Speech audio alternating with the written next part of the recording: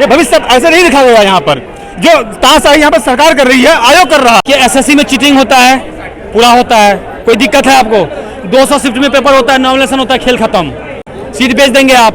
तो बेहतर है कि यूपी पीसीएस भी आप एक दिन में पेपर ले लीजिए ना, एक दिन सिर्फ, बस एक दिन एक टाइम बस।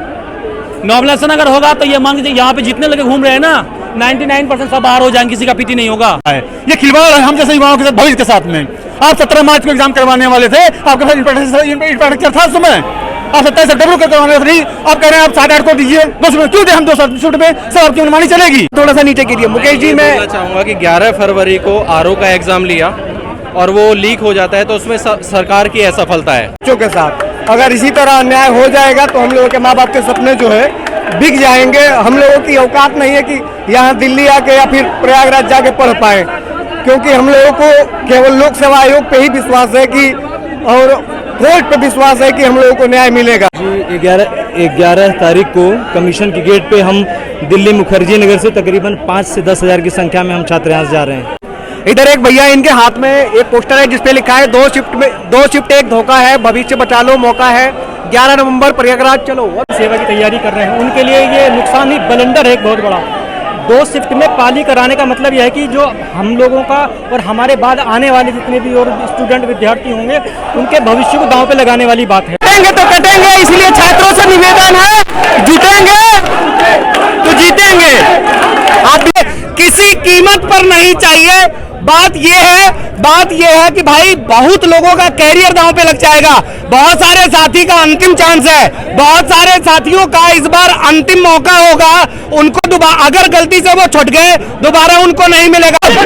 इनकलाब इनकलाब, वंदे आयोग तेरी तानाशाही, आयोग तेरी कि एसएससी में चीटिंग होता है, पूरा होता है। कोई दिक्कत है आपको? 200 शिफ्ट में पेपर होता है, नॉमिनेशन होता है, खेल खत्म, सीट बेच देंगे आप। तो बेहतर है कि यूपी पीसीएस भी आप एक दिन में पेपर ले लीजिए ना, एक दिन सिर्फ, बस एक दिन एक टाइम बस।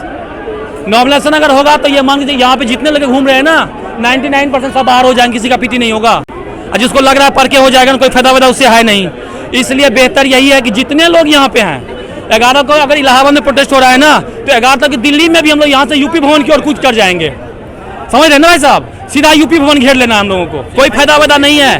क्योंकि अगर नॉमिनेशन हुआ तो, क्योंकि आप देखिए यूपीएससी नॉमिनेशन मोडिशन करती थी पहले, पीटी मेंस दोनों में खत्म कर दिया धीरे धीरे, ठीक है। जब आप 2 पेपर जीएस के लाए हैं, यूपी पीसीएस में 2 पेपर यूपी स्पेशल लाए हैं ना आप, 2 पेपर क्यों लाए हैं? 5वां पेपर क्यों लाए हैं? इसलिए आप लाए हैं ना कि नॉमिनेशन ना रहे, टेंशन ना रहे। तो बेहतर है कि यदि आप नॉमिनेशन ला रहे हैं तो ऐसा मतलब है फिर आप ऑप्शनल ला रहे हैं। आप समझ रहे हैं? यानी कि आप अपने बंदे को एंट्री करेंगे, बाकी सब बाहर। किसी का सिलेक्शन नहीं हो रहा है इसी कंडीशन में। अगर आपको लग रहा है कि स्टूडेंट का सिलेक्शन करना है तो आप तो कर लीजिए सिलेक्शन, फेयर सिलेक्शन। एक बार में पेपर लीजिए, एक बार में एक शिफ्ट में पेपर लीजिए, 3 घंटे में पेपर खत्म कर दीजिए। आप एक पेपर, जैसे आपने पुलिस का पेपर लिया, नॉमिनेशन उसमें किया, पेपर आपने आउट करवा दिया। यही पेपर पिछले अभी हम लोग या तो सेलेक्ट हो जाते या हम लोग किसी एग्जाम की तैयारी करते। सेलेक्ट हुए अभी तक नहीं हुए, फिर अगला साल 25 चला गया ना। ये हम लोगों का एक साल बर्बाद हुआ ना। आपने क्यों बर्बाद किया मेरा ये बताइए। ये भी कंडीशन है कि जितने यहाँ पे स्टूडेंट, मैं सबसे ये स्टूडेंट से भी कहना चाहूँगा भाई कि जब तक ये करप्शन नहीं खत्म करोगे, किसी का सिलेक्शन नहीं होगा। जिसका भी हो जाता है, मैं बोल रहा हूँ, ये सिलेक्शन प्रोसेस नहीं है कमीशन, ये एलिमिनेशन प्रोसेस है। आप भगा जा रहे। अरे एक बार आप ट्राई कर लीजिए, एकदम रेट तय कर दीजिए कि भैया आरओ का इतना लेंगे, 60 लाख 50 लाख लेंगे, पीसीएस का 50-60 लेंगे। अगर मेरे अंदर क्षमता होगा तो खरीद लिया जाएगा, नहीं तो ये अघोषित रूप से आप सीट मत बेचिए। बेहतर है कि आप आराम से अघोषित, मतलब एक तरह से ऐसा हुआ ये कि आप जानबूझ के ये एग्जाम 24 बर्बाद किए। मेरा क्यों किए बर्बाद 24, ये बताइए। हम लोगों का 24, इसमें जितने स्टूडेंट है यहाँ पे बर्बाद कर दिए 24। आप 25 में आप मिनिमम, अगर आप 1 महीना में आज पीटी लेंगे, 1 महीना में मेंस लेंगे, दूसरे महीना फिर उसके बाद रिजल्ट सब कुछ करेंगे अगर ना, तभी जून चला गया हम लोगों का। यानी कि 25 भी आपने बर्बाद कर दिया मेरा। कौन रिस्पॉन्सिबल है इसके लिए? फिर बता रहा हूँ, करप्शन का खेल कितना चल रहा है। 18 में आपने पेपर बेचा, अंजू कटियार फंसी, कहाँ उसको फांसी कौन दे दिया? उसको बताइए, कोई फांसी दिया उसे? सिस्टम में काम कर रही है वो भी। आप समझ रहे हो? यानी कि ये पूरा लिपापोती मत कीजिए। या तो आप पेपर लीजिए या यूपी पीसीएस गेट पे ताला मार दीजिए कि हमें वैकेंसी नहीं चाहिए, शट डाउन कर दीजिए। ठीक है, यही कंडीशन आप देखेंगे, सुप्रीम कोर्ट डिसीजन दिया है।